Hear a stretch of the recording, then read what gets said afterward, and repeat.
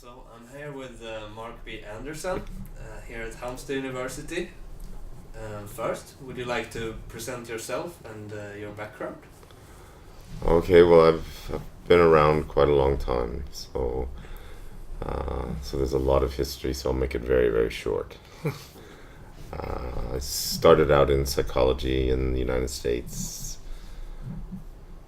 in the 1970s. My first degrees and all my education has been in the United States in psychology, and I became a registered psychologist 30 years ago. But for the last 20 years, I've been an academic at a university in Australia, where my main job was to train future psychologists who are going to work primarily within sport, exercise, and health settings.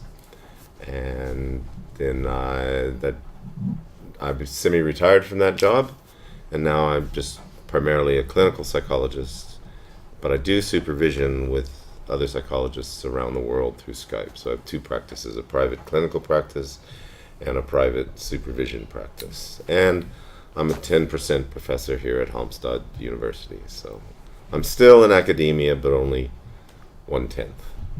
Oh, nice. That's an impressive career. And last week we were both in Bratislava at the ENYSSP conference, the European Network of Young Sport Psychologists Specialists. Now looking back of it, what's your impression? What's your experience of it? Oh, it was a very enjoyable conference, and there were a lot of people there that almost everybody there that I didn't know, and so which sort of fits with the population of the group. It's the young European professionals, and so it wasn't like going to FEPSAC or something big, where there's a lot of famous names in sports psychology and so forth. And so that was refreshing, to go to a conference where I didn't really know anybody except a couple people.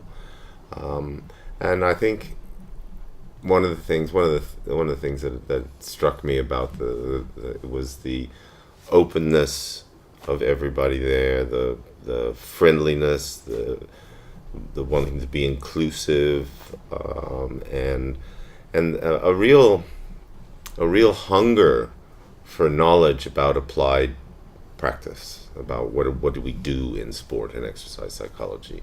We need more information, more experiences, and so forth. So I was impressed by how much people wanted to learn more there. So it was a really nice experience for me.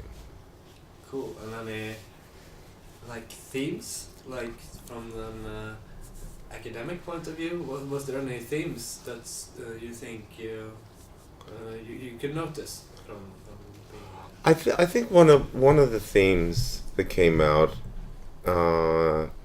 in that knowledge cafe, for one, where we sat around and had half-hour discussions on different topics, and also in some of the workshops, some of the keynotes, there was a sort of a recurring theme of what are we doing in sport? And are we not just sport psychologists, but sport, the whole sort of field, and there's sort of a questioning and sort of a critical look at sport and how we look at sport and sort of the dark side of sport. And so I saw, and I'm very partial to the dark side of things, because I believe we really need to look at the dark side, because most people in sport and exercise psychology are coming from a position of they were former athletes or they were coaches or something. So there's all this positive prejudice towards sport, which can sometimes blind us to the dark side, because we think sport is such a good thing. And that was one of the themes that kept emerging. But the other theme, especially from some of the countries that don't have as big a sports psychology tradition, was that there wasn't enough experience academically or even professionally, and the people wanted more. It was sort of like I said at the beginning, there's this hunger for more knowledge. So those, I think, would be two of the biggest themes that emerged for me for that conference. Oh, nice. So a hunger for more knowledge and a bit of a questioning of sport, what's sports all about. Yeah, more critical examination and willingness to be critical, rather than have your cheerleader outfit on. Nice. So to kind of sum up this interview, next ENYSSP conference, it's very soon. It's about in 7 months or something like that. It's in May 2008, and it will be in Zagreb in Croatia. Would you recommend young sports psychology experts to go to such a conference? Why? Yeah, I think especially people on the practitioner side.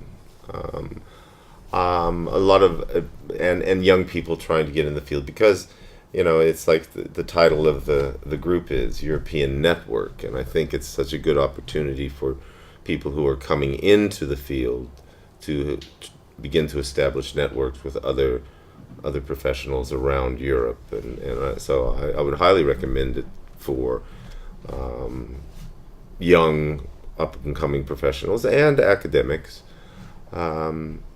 I don't think it probably doesn't hold a lot of interest for really advanced academic people in research, but then that's what things like FEPSAC are for, or BASES or something like that. So I think it fills a need that you may not find in other conferences. So yeah, I would highly recommend, especially if people are interested in what other people are actually doing as practitioners. Good conference. Nice. Thank you. And thank you for the interview. And thank you also for all the contribution you did at this conference. Oh, you're welcome.